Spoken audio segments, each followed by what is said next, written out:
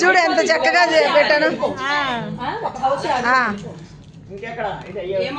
అదే చూడు ఎంత చక్కగా వచ్చిందో. పెద్దది పెట్టాను నేను, చివరికి పెట్టాను. ఫుల్ వస్తుంది చక్కగా.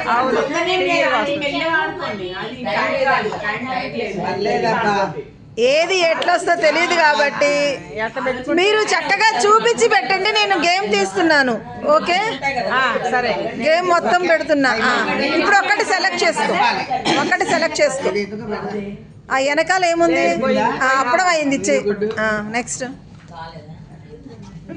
ఇది కరెక్టా? సేమ్.